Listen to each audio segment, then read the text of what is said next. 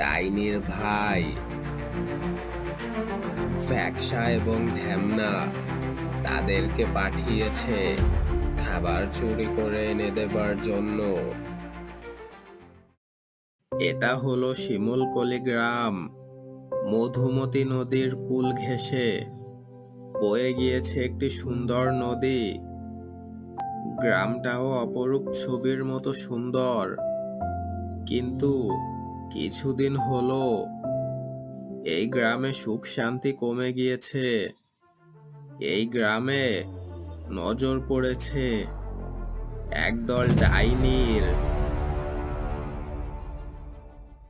ওগো শুনছো? আমাদের গ্রামে সবার ঘর থেকে খাবার চুরি হচ্ছে। কি বলছো গো তুমি? হাই হাই, কোন হতভাগীর নজর পড়লো গো আমাদের এই সুন্দর গ্রামে? কি হবে গো এখন আমাদের? তো আর বলছি কি তোমায়, ইফতারিতে খাবার রান্না করার সময় যদি কেউ কোনোভাবে ভুল করে হলেও রান্নাঘর থেকে উঠে অন্য কোথাও গিয়েছে, একটু পরে এসেই দেখে খাবার উধাও, কোথাও কোনো খাবার নেই গো, কে যেন সব চুরি করে নিয়ে গিয়েছে গো। কি অলক্ষণে কাণ্ড শুরু হলো আমাদের গ্রামে, আগে তো এসব কখনো ঘটেনি। তাহলে আর বলছি কি তোমায়, 2-3 সেকেন্ডের মধ্যে খাবার ভ্যানিশ। তাহলে কি মানুষ সারাটা দিন ধরে এত কষ্ট করে না খেয়ে থেকে কি একটু ইফতারও করতে পারবে না? হাই হাই, এসব কি শুরু হলো গো আমাদের এই ছবির মতো সুন্দর গ্রামে? আরে এত চিন্তা করো না তো, যা কপালে আছে তাই হবে। দাও দেখি এখন বাজারের ব্যাগটা দাও। দ্রুত করে ফিরে এসো, একটু পরেই তো ইফতারের সময় হয়ে যাবে। হ্যাঁ ঠিক আছে, আমি সময় মতোই চলে আসব। জানোই তো খাবারের প্রতি আমি একটু দুর্বল গো। হ্যাঁ ঠিক আছে। আর শোনো, ভুল করে হলেও খাবার রেখে রান্নাঘর থেকে কোথাও যেও না। ঠিক আছে, আর জ্ঞান দিও না তো। যাই, আমি আবার রান্নাঘরে যাই, আমাকে আবার ইফতার বানাতে হবে। কই রে আমার ফ্যাকশার ঢ্যামনা, কোথায় গেলি রে দুটো হতভাগার দল? কোথায় চলে যাস রে? হ্যাঁ, কোথায় রে তোরা? এদিকে আই দেখি, তোদের চাঁদ মুখখানা একটু দেখি রে হতভাগা। এই তো দিদি, এই তো আমি। এত ষাঁড়ের মতো ডাকাডাকি করছো কেন? এই দেখো দিদি, এখানে আমি উড়ে উড়ে চলে এসেছি। উড়বো আমি বাতাসে, মানুষের খাবার চুরি করে ফিরে আসবো আবার আকাশে। মানুষের রান্না করা মজার মজার খাবার দিদি তোমাকে চুরি করে এনে দেবো আবার। তুমি খেয়ে পেট ভরাবে প্রবার।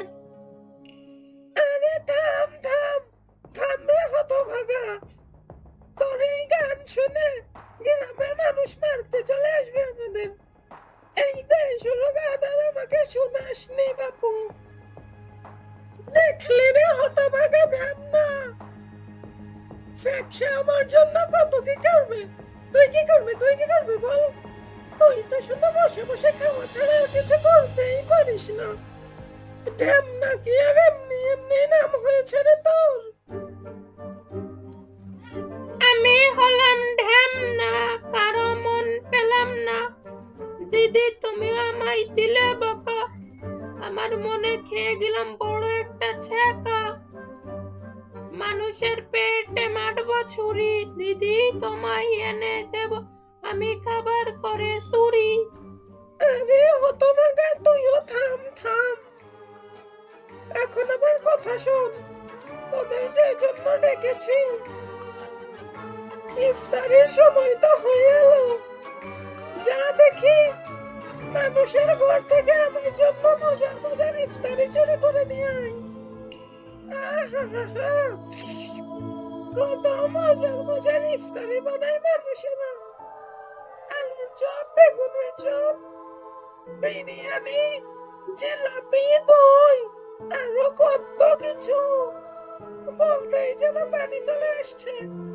যা যা যা, ইফতারের সময় হয়ে এলো। যাই এখন আমার জন্য খাবার চুরি করে নিয়ে আয় দুটো মিলে। যা যা। হ্যাঁ দিদি, যাই যাই, আর বকো না তো, মাথা কপাল ধরাই দিলে। আমিও তাহলে যাই দিদি। এটা হলো হাড়গিলে ডাইনি, যে খাবার ছাড়া আর কিছুই বুঝতো না। ডাইনির দুইটা ভাই, তাদেরকে দিয়ে প্রতিদিন ইফতারের সময় মজার মজার খাবার, চপ, বিরিয়ানি এগুলো চুরি চুরি করে ডাইনির ভাইরা ডাইনিকে এনে দেয়, আর ডাইনি মজা করে খায়। এদিকে গ্রামবাসীরা সবাই খিদেতে থাকে। কেউ বুঝতেও পারে না এত সব খাবার কোথায় যাচ্ছে। বরাবরের মতো আজকেও ডাইনির ভাই ফ্যাকসা এবং ঢ্যামনা তাদেরকে পাঠিয়েছে খাবার চুরি করে এনে দেবার জন্য। ডাইনির কথা মতো ফ্যাকসা ও ঢ্যামনা দুজনই গ্রামে চলে আসলো ইফতারের খাবার চুরি করার জন্য। ঢ্যামনা নিজের চেহারা রূপান্তরিত করে একটি বিড়ালের রূপ নেয়। সে বাড়ির সামনে এসে বাইরে থেকে ম্যাও ম্যাও করে ডাকতে শুরু করে। ও সময় আবার কিসে ডাকাডাকি করছে। মনে হচ্ছে তো কোনো বিড়াল এসেছে। এই বিড়াল কুকুরে চলার পারা যায় না। যাই গিয়ে তাড়িয়ে আসি, না হয় ইফতারের সময় আবার বিরক্ত করব। এটা শুনে যখনই রান্নাঘর থেকে মালকিন বাড়ির বাইরে আসে, সেই সুযোগ নিয়ে রান্নাঘর থেকে সব খাবার চুরি করে নেয়। এতে কেউ কিছু জানতেও পারে না, বুঝতেও পারে না। আরে আরে, এখানে তো দেখি কিছুই নেই। আশ্চর্য বিষয় তো, এত অল্প সময়ের ভিতর বিড়ালটা কোথায় চলে গেল। যাই, আমি রান্নাঘরে ফিরে যাই।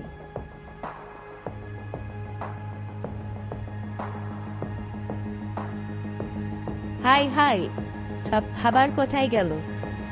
তাহলে কি আমাদের খাবারও চোরে চুরি করে নিয়ে গেল? দিদি দিদি, দেখো তোমার জন্য কি নিয়ে এসেছি। তোমার পছন্দের বিরিয়ানি। আজকে আমরা সবাই পেট ভরে খাবো। বিরিয়ানি চুরি করে এনে ঢ্যামনা তার দিদিকে দেখায়। তার দিদিকে বলে, এরকম স্বাদের খাবার আর যেন কোথাও হতেই পারে না। এর মধ্যেই ফ্যাকসাও চলে আসে। ফ্যাকসা এসেই তার দিদিকে বলতে শুরু করে, এই দেখো দিদি, কি নিয়ে এসেছি আমি। তোমার পছন্দের চপ। এটা খেলে তোমার মুখে স্বাদই পেল্টে যাবে। ওই ঢ্যামনাটার থেকে আমারটা ভালো হবে। নাও নাও, খাও খাও। আরে হঠাৎ ছাড়ার দল, এদিকে নিয়ে আয় দেখি। এতদিনে মনে হচ্ছে একটা কাজের কাজ করেছিস। খাবার দেখে তো ভালোই টেস্টি মনে হচ্ছে। খেয়ে দেখি কেমন হয়েছে। এদিকে নিয়ে আয়, এদিকে নিয়ে আয়, একসাথে বসে খাই সবাই। কই গো, ইফতারি বানানো হলো? খিদেতে তো পেট জ্বলে যাচ্ছে। দাও দেখি, খাবো এখন। সারাটা দিনই তো না খেয়ে আছি। ঘরে আর কোনো খাবার নেই, সব চুরি হয়ে গিয়েছে। কি বলো গো, কিভাবে হলো? একটা বিড়াল বাইরে থেকে ডাকছিল, আমি দেখতে এসে পরে আবার যখন রান্নাঘরে গিয়ে দেখি কোথাও কোনো খাবার নেই, সব চুরি হয়ে গিয়েছে। হাই হাই হাই, কি শুরু হলো আমাদের এই সুন্দর গ্রাম। এখন আমরা কি খাবো? আরে আরে, এত চিন্তা করো না। বাজারে গিয়ে শুনলাম সব বাড়িতে এরকম হচ্ছে। এর জন্য দেখো, আমি চোরের জন্য কি সুন্দর উপহার এনেছি। কই কই কই গো, দেখি তো কি এনেছো। এই দেখো, জলাপূর্ণ চূর্ণ।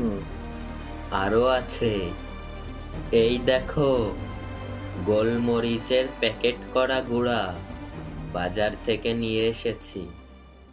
এবার বেটারা খেলে বুঝবে ইফতার চুরি করার মজাটা কি। বেটারা খাবার চুরি করে খাওয়ার মজা এবার বুঝতে পারবে। কালকে খাবার তৈরি করার সময় এই প্যাকেটের গুঁড়াগুলো খাবারের ভিতর মিশিয়ে দিও, তারপর মজা দেখো। তুমি সাবধানে থেকো, তুমি যেন খেয়ে ফেলো না ভুল করে। আচ্ছা ঠিক আছে, তুমিও নিয়ে চিন্তা করো না, আমি সব পাশ সামলে নেব। বাড়ির মালিকের কথা মতো খাবারে তার বাজার থেকে আনা জলাপূর্ণ চূর্ণ মিশিয়ে দেয়। আজকেও ঢ্যামনার ফ্যাকসা গিয়ে খাবার চুরি করে এনেছে, কিন্তু আজকে যেন তারা অন্য কিছুই এনেছে। কি স্বাদের খাবার গো! কি স্বাদের খাবার! মানুষেরা প্রতিদিন এই সুন্দর সুন্দর খাবার খায়। খেয়ে পুরো মুখের স্বাদটাই পাল্টে গেল। ওরে হতভাগের দল, এ কি এনেছিস আজকে? পেটের মধ্যে এত গুঁড়ো গুঁড়ো করছে কেন? মনে হচ্ছে তো এখনই 2 নম্বরে যেতে হবে। বড় বাইরে ডাক দিচ্ছে রে, পেটের মধ্যে মনে হচ্ছে মেঘ ডাকছে। এসব কি খাওয়ালে রে? আর যে চেপে রাখতে পারছে না, তাড়াতাড়ি তাড়াতাড়ি আমাকে বড় বাইরে যেতে হবে। ডাইনি বুড়ি এবং তার ভাইরা আজকে যেই খাবার চুরি করে এনে খেয়েছে, সেই খাবারে গ্রামের একজন মিশিয়ে দিয়েছে জলাপূর্ণ চূর্ণ। দিদি, আমারও তো দেখি একই অবস্থা হলো। তাড়াতাড়ি বেরাও, আর চেপে রাখতে পারছি না। এবার মনে হচ্ছে কাপড়ে চুপড়ে হয়ে যাবে। দিদি দিদি, দ্রুত বের হও, দ্রুত বের হও, আর দেখতে পারি না। দ্রুত দিদি, দ্রুত বের হও। এই বুড়ো বয়সে কাপড়ে হয়ে গেলে আর মান সম্মান থাকবে না। দ্রুত বের হও, এই চাপকে আর এখন সহ্য করতে পারি? এই মানুষের দলে কি খালো এ? ওরে ঢামনা, ওরে ফ্যাকসা, পালা রে পালা। আর এক মুহূর্ত নয় এ গ্রামে। সবাই তো আমাদেরকে মারতে বসেছে রে। পালা, এখনই পালা। পালা রে পালা, সব এই গ্রাম ছেড়ে পালা, নয়তো এরা আমাদেরকে বাঁচতে দিবে না। পালা পালা। দেখো গিন্নি, দেখো, ওই সেই ইফতারি চোররা, কিভাবে পেটাদের শায়েস্তা করলাম। কি বুদ্ধি গো তোমার মাথায়! হা হা হা হা, বেটার ছেলেরা পুরো কুপোকাত হয়ে গিয়েছে। ডাইনি বুড়ি ও তার ভাইয়েরা এই গ্রাম ছেড়ে সারা জীবনের মতো পালিয়ে যায় এবং আর কখনো তাদেরকে তল্লাটে দেখা যায়নি।